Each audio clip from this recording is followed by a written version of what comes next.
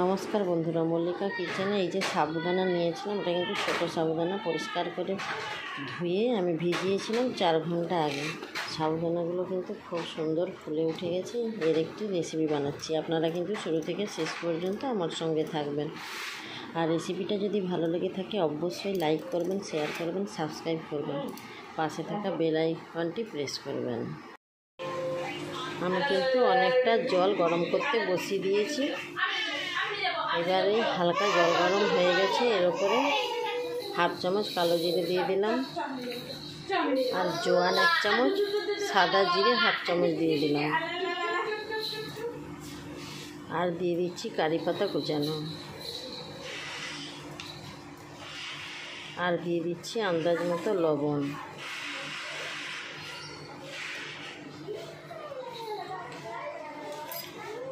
আর দিয়ে দিচ্ছি 1 চামচ খাওয়ার সোডা।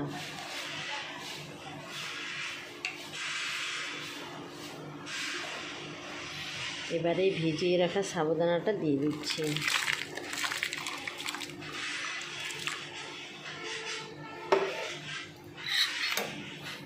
এবার আমি বেশ কিছুক্ষণ এটাকে এভাবে ঘেঁটে নিচ্ছি। সাবুটা কিন্তু ভালো করে পাক করা হয়ে গেছে। এইখান পর্যন্ত জল দিয়েছিলাম, কমে কিন্তু অনেকটা কমে গেছে।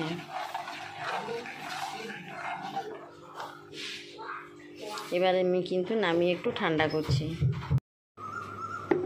এই রকম একটি কালো তিরপল পেতে দিয়েছি, দেওয়ার পরে কিন্তু একটু ওপরে তেল বুলিয়ে দিচ্ছি।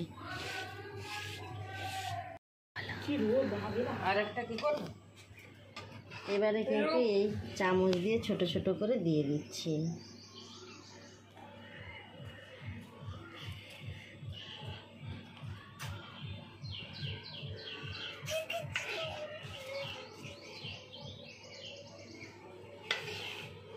এটা কিন্তু আর সারাদিন রোদ লাগবে, রোদ লাগার ফলে কিন্তু শুকনো হয়ে যাবে।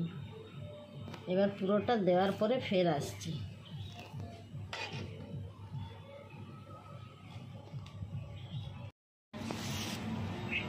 সাবুর পাঁপড় কিন্তু পুরোটাই দেওয়া হয়ে গেছে। এবার সারাদিন কিন্তু রোদ লাগবে, আবার বিকেলবেলা এসে দেখাবো কীরকম হয়েছে। সাবুর পাঁপড়গুলো কিন্তু শুকনো হয়ে গেছে, সব তুলে নিয়েছি আজকে। এই যে পাঁপড়গুলো, এবার কড়াতে তেল দিয়ে দিয়েছি।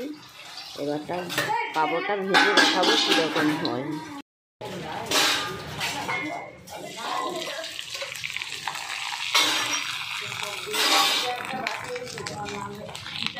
এইটুকুটুকু দিয়েছিলাম, কত বড় বড় হয়ে গেছে, ভাজা হয়ে গেছে। এবার আমি তুলে নিচ্ছি।